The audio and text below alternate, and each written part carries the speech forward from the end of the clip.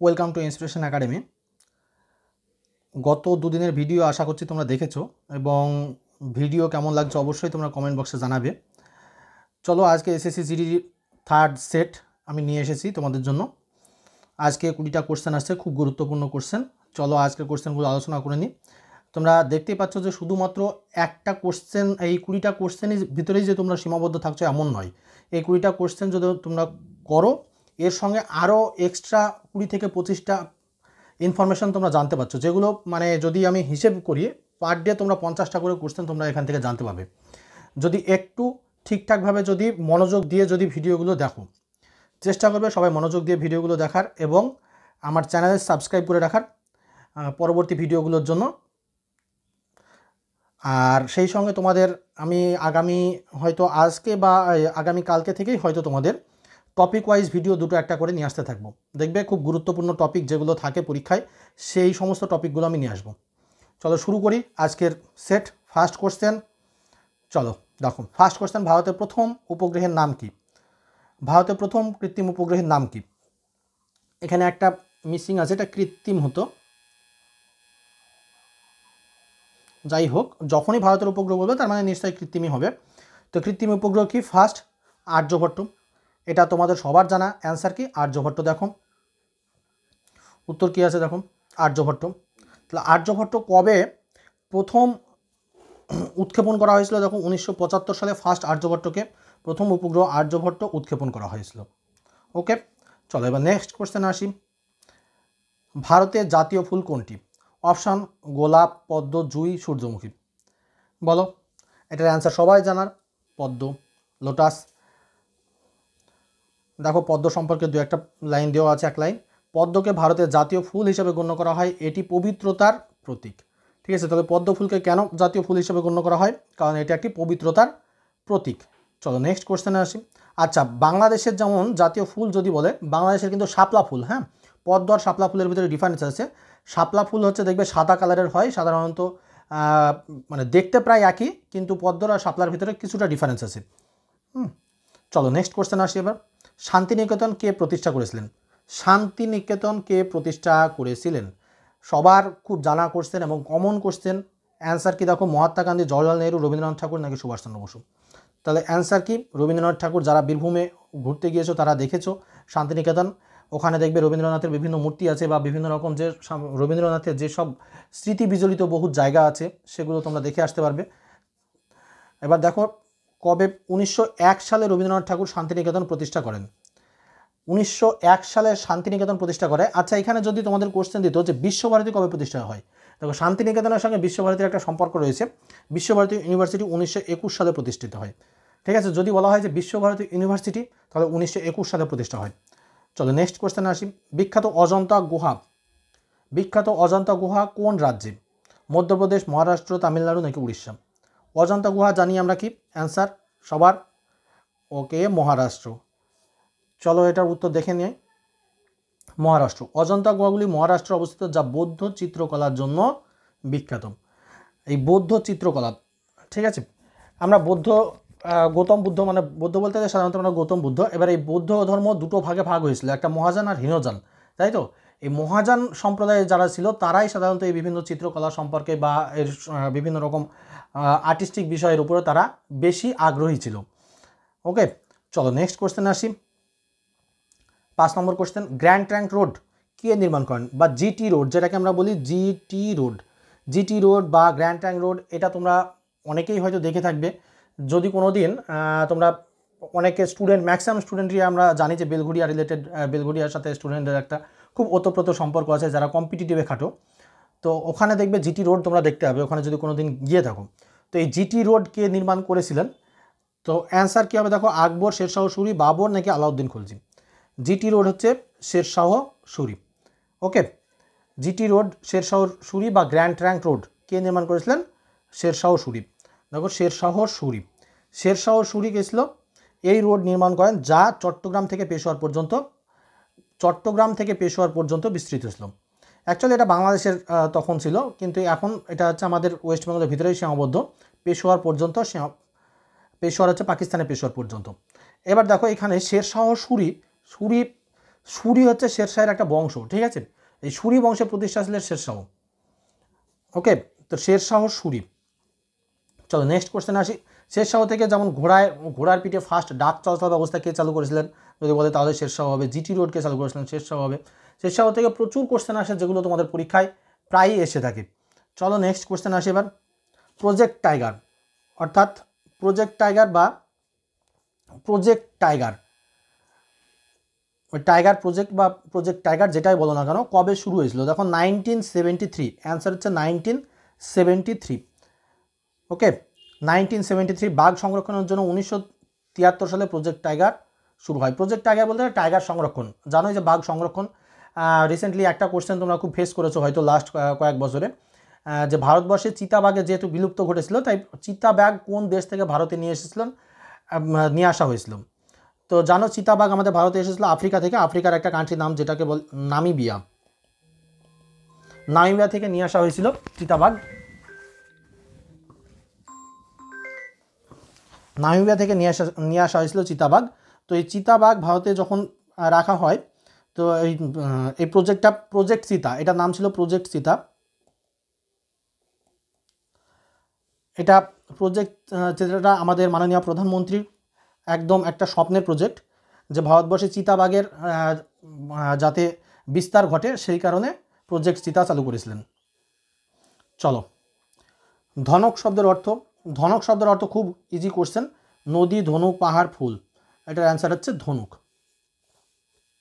Next question আসা যাক। গোলকুন্ডা দুর্গ কোথায় অবস্থিত? দেখো, দিল্লি, হায়দ্রাবাদ, আগ্রা নাকি লখনৌ? গোলকুন্ডা দুর্গ খুব বিখ্যাত একটা দুর্গ। গোলকুন্ডা, সেই সময় গোলকুন্ডার বিজাপুর, এই দুটো জায়গা ছিল।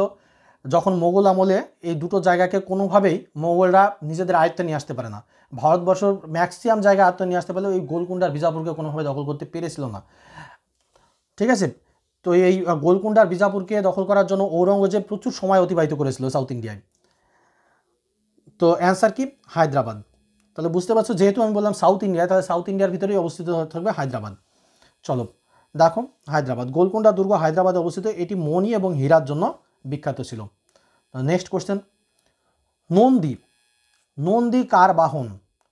আচ্ছা, আমি একটা কথা বলি, এই মাইথোলজি থেকে তোমাদের হিন্দু পৌরাণিক যেসব উপন্যাসগুলো আছে বা মহাভারত আছে, যাই থাকুক না কেন, হিন্দু পৌরাণিক কাহিনী থেকে একটা কোশ্চেন কিন্তু তোমাদের এসএসসি জিডিতে পাবে, যেটাকে আমরা মাইথোলজি বলি। এই মাইথোলজি আলাদা একটা সাবজেক্ট আছে। তো এই মাইথোলজি থেকে একটা কোশ্চেন কিন্তু তোমরা এসএসসি জিডিতে পাবেই। তো এর এসএসসি জিডি শুধু বলা ভুল হবে, সেন্ট্রালের যদি কোনো এক্সাম দিয়ে থাকো দেখবে মাইথোলজি থেকে কোশ্চেন তোমাদের তুলবেই। তো মাইথোলজি পার্টটা একটু পড়ে নিতে হবে তোমাদের। চলো তাহলে এখানে অ্যান্সার কী হবে? এখানে অ্যান্সার বিষ্ণু, ব্রহ্মা, ইন্দ্র নাকি শিব? তাহলে এটা হবে শিব। নন্দী কার এসেছিল? দেখো শিব। নন্দী হলো শিবের বাহন হিসাবে পূজিত হতো। ওকে, নেক্সট কোশ্চেন আসি। বার্ড স্যাংচুয়ারি, অর্থাৎ মানে যে পাখিদের সংরক্ষণ করে রাখা হয় যেখানে, ঠিক আছে, বার্ড স্যাংচুয়ারি। তাহলে এর ভিতরে কোনটি বার্ড স্যাংচুয়ারি? দেখো, সুন্দরবন, কেওলাদেও, শিমলিপাল নাকি কানহা? অ্যান্সার কী হবে? সঠিক অ্যান্সার কেওলাদেও। কেওলাদেওকে আমরা ঘানা পক্ষীরালয় বলে থাকি। এটা রাজস্থানে অবস্থিত। এটা রাজস্থানে অবস্থিত। ঘানা, রাজস্থানের এক্স্যাক্টলি জায়গার নাম যদি বলে, ঘানা পক্ষীরালয়। আর শিমলিপাল জানো উড়িষ্যাতে। শিমলিপাল যদি বলা হয় যে শিমলিপাল কোথায় অবস্থিত, এটা উড়িষ্যা। এটা পক্ষী অভয়ারণ্য নয়, এটা অভয়ারণ্য। তারপরে কানহা হচ্ছে মধ্যপ্রদেশ। কানহা পরীক্ষায় খুব পড়ে। এটা কোন রাজ্যে যদি বলে, এটা হচ্ছে মধ্যপ্রদেশ। সুন্দরবন তো জানোই ওয়েস্ট বেঙ্গল। সুন্দরবনকে কবে রামসার সাইট হিসেবে ডিক্লেয়ার করা হয়েছে পরীক্ষায়, এটা খুব আসে 2019 সাল। রিসেন্টলি এই কোশ্চেনটা বেশি আসছে। চলো নেক্সট কোশ্চেন আসি। দেখো, কেওলাদেও বললাম ভরতপুর পক্ষীরালয়, যেটা রাজস্থানে অবস্থিত। নেক্সট কোশ্চেন, মাউন্ট এভারেস্ট এর প্রথম বিজয়ীকে? তাহলে অ্যান্সার কী হবে? মাউন্ট এভারেস্ট প্রথম বিজয়ী হবে, দেখো এখানে জর্জ ম্যালারি নাকি এডমন্ড? এটা সবাই জানা কোশ্চেন, এটা আমরা ছোটোবেলা থেকে পড়ে আসছি, এডমন্ড হিলারি এবং তেনজিং নরগে। দেখো অ্যান্সার কি? এডমন্ড হিলারি এবং তেনজিং নরগে। কত সালে এরা মাউন্ট এভারেস্টে উঠেছিল? 1953 সালে। দেখো পরীক্ষায় কিন্তু এই কোশ্চেনটা দিয়ে দেবে যে প্রথম মাউন্ট এভারেস্টে কত সালে পদার্পণ করা হয়, 1953 সাল। ওকে, নেক্সট কোশ্চেন, উজালা প্রকল্প। এই উজালা প্রকল্প দেখো, একটা আছে উজালা আর একটা আছে উজালা, এই দুটোর ভিতরে ডিফারেন্স আছে। হ্যাঁ, যদি বলা হয় উজ্জ্বলা, উজ্জ্বলা প্রকল্প এটা হচ্ছে গ্যাসের সঙ্গে গ্যাস সিলিন্ডার মানে ফ্রিতে গ্যাস সিলিন্ডার দেওয়ার যেটা এটা ছিল ভর্তুকিতে, সেটা হচ্ছে উজ্জ্বলা প্রকল্প। আর উজালা প্রকল্প যদি বলা হয় লেড বাল্ব, ঠিক আছে, এটা সেন্ট্রাল গভর্নমেন্টের একটা স্কিম, লেড বাল্ব যাতে বিদ্যুৎ সাশ্রয় করা যায় সেই কারণে হচ্ছে লেড বাল্ব বিতরণ উজালা প্রকল্পের আন্ডারে। দেখো এখানে আমি দিয়ে দিয়েছি ডিটেলস। দেখো উজালা প্রকল্প এর ফুল ফর্মটা কি, দেখো উজালা উন্নত জ্যোতি বাই অ্যাফোর্ডেবল লেডস। লেডসের ফুল ফর্ম যদি দেয় লাইট এমিটিং ডায়োড, এটা জানা যাবে লাইট এমিটিং ডায়োড, এটা হচ্ছে লেডের ফুল ফর্ম। দেখো উজালা প্রকল্প আনুষ্ঠানিকভাবে চালু হয় 5ই জানুয়ারি 2015। এটা দিতে পারে পরীক্ষায় যে কবে উজালা প্রকল্প চালু হয়, 5ই জানুয়ারি 2015 তারিখে। এটি ভারতের প্রধানমন্ত্রী নরেন্দ্র মোদীর হাত ধরে চালু হয়েছিল। এটি মিনিস্ট্রি অফ পাওয়ার এর এনার্জি এফিসিয়েন্সি সার্ভিস লিমিটেড দ্বারা বাস্তবায়িত হয়। ওকে আমি ব্যাখ্যা বেশি দিচ্ছি না, একটা কারণে ব্যাখ্যা ছেলেরা পছন্দ করে না, কিন্তু ব্যাখ্যা সমেত যদি তোমরা পড়াশোনা করো বেশি তোমাদের উপকারে লাগবে। কারণ ব্যাখ্যা আমি দিয়ে দেখেছি, ব্যাখ্যা দিয়ে যদি আমি কোশ্চেন বেশি করি তাহলে ছেলেরা মনে করে যে আমাদেরকে কম পড়াচ্ছে বা টাইম নষ্ট হচ্ছে এরকম ব্যাপার, কিন্তু ব্যাখ্যা সহ যদি তোমরা পড়ো সেটা সবথেকে বেশি কাজে লাগবে এবং সেটা মনে থাকবে বেশি। ওকে, যেমন এটা পরীক্ষায় যদি এর পরে যদি কোনো দিন আসে তোমরা অবশ্যই অ্যান্সার করতে পারবে। নেক্সট কোশ্চেন দেখো, কোনটি ব্লু রেভলিউশনের সাথে সম্পর্কিত? ব্লু রেভলিউশন জানো, মাছ চাষ। ব্লু রেভলিউশনে আরেকটা কোশ্চেন আসে ব্লু রেভলিউশন থেকে, দেখো এটা নীল বিপ্লব, যেটাকে আমরা বলি নীল বিপ্লব। আচ্ছা এটা নীল বিপ্লব, আচ্ছা এটা মনে রাখার একটা জিনিস, দেখো সমুদ্র সাধারণত কী কালার হয়? নীল। তাহলে নীল সমুদ্রে আমরা কী পাই? মাছ। সেই হিসেবে মনে রাখবে যে ব্লু রেভলিউশনের সঙ্গে মাছের সম্পর্ক। এখানে আরেকটা কোশ্চেন দেয় মাছ থেকে, সেটা হচ্ছে পিঙ্ক রেভলিউশন। পিঙ্ক রেভলিউশনটা কিসের সাথে সম্পর্কিত জানো? এটা হচ্ছে চিংড়ি মাছ। এটি চিংড়ি মাছ উৎপাদনের সাথে সম্পর্কিত। দুগ্ধ এটা জানো, হোয়াইট বিপ্লব বলছি, অপারেশন ফ্লাড এটা।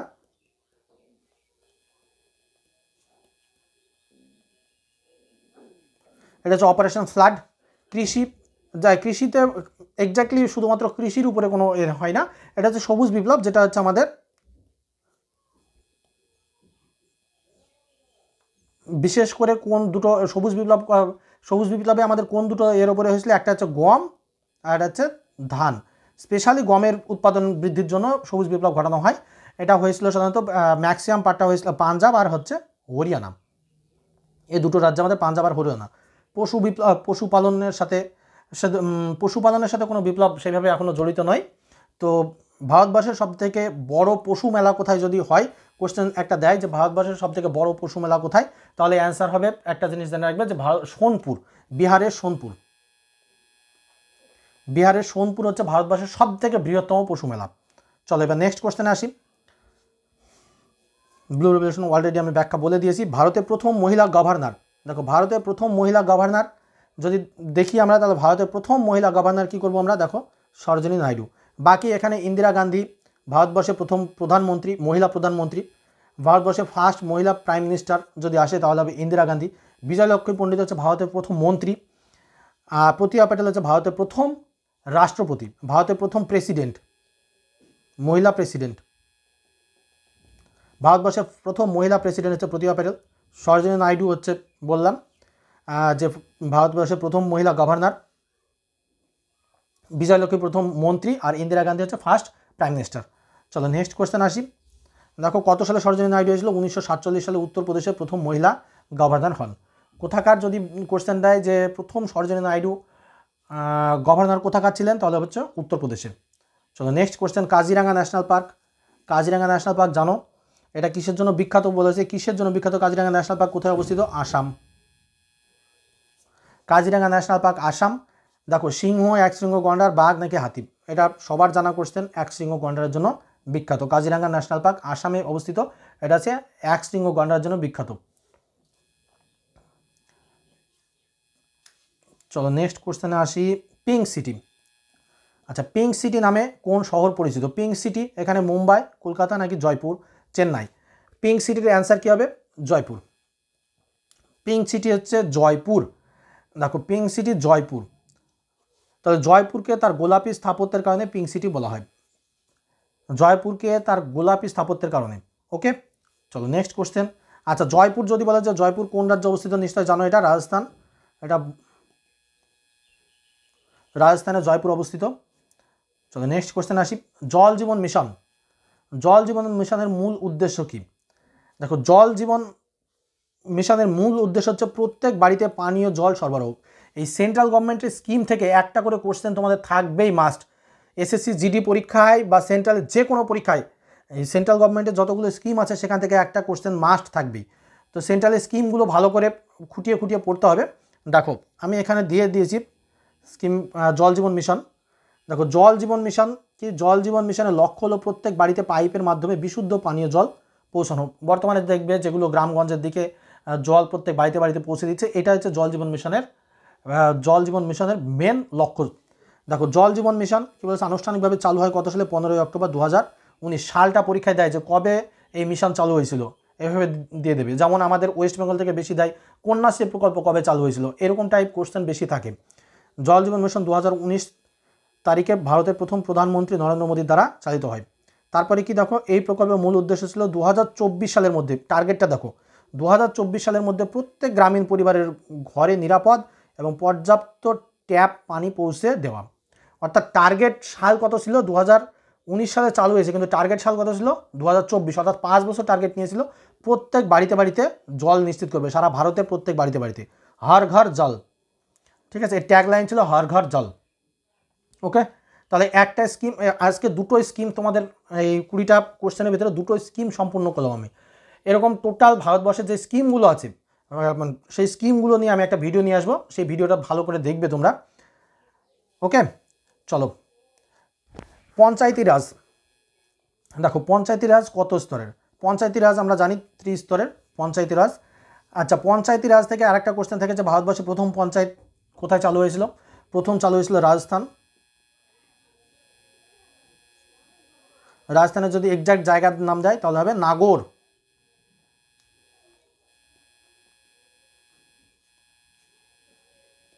নাগৌর ডিস্ট্রিক্ট। ঠিক আছে, কত সাল যদি দেয় দরকার নেই আমাদের, তাও আমি যেহেতু তোমাদের এত এতে দেয় না, তো আমি সালটা বলে রাখি। ভারতবর্ষে প্রথমে 1959 সাল। ওকে, চলো নেক্সট কোশ্চেন আসি। 3 স্তর পঞ্চায়েত এটা বললাম, কি কি? গ্রাম পঞ্চায়েত, পঞ্চায়েত সমিতি, জেলা পরিষদ। আচ্ছা, একটা কোশ্চেন গ্রাম পঞ্চায়েত থেকে থাকে যে গ্রাম পঞ্চায়েতে ম্যাক্সিমাম মেম্বার কতজন হতে পারে, বা একটা পঞ্চায়েতে মিনিমাম আর ম্যাক্সিমাম মেম্বার কত থাকে? দেখো, একটা পঞ্চায়েত গঠন হওয়ার জন্য 5 থেকে 30 জনের সদস্য বাধ্যতামূলক। মানে 5 জনের কম সদস্য হলে একটা পঞ্চায়েত গঠন হবে না, আবার 30 জনের বেশি সদস্য হয়ে গেলে সেই পঞ্চায়েতকে ভেঙে আর একটা পঞ্চায়েত গঠন করতে হবে। ওকে, ম্যাক্সিমাম সদস্য 5 থেকে 30-এর ভিতরে থাকতে হবে। এই পঞ্চায়েত ব্যবস্থাটা ভারতীয় সংবিধানে অ্যাড হয়েছে 1992 সালে। ভারতবর্ষের সংবিধানে অ্যাড হয়েছে 1992 সালে। ওকে, কততম সংবিধান সংশোধন? এটা হচ্ছে 73তম অ্যামেন্ডমেন্ট।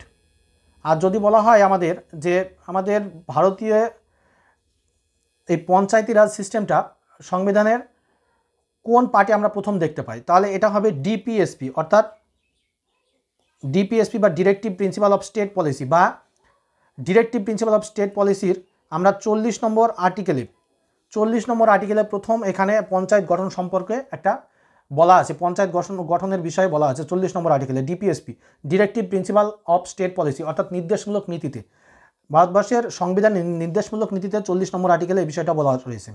চলো নেক্সট কোশ্চেন আসি, 19 নম্বর। মারাঠা শাসন প্রতিষ্ঠা করেছিলেন কে? দেখো, মারাঠা শাসন প্রতিষ্ঠা করেছিলেন শিবাজি, বালাজি বাজিরাও, সম্ভাজি নাকি আফজল খান?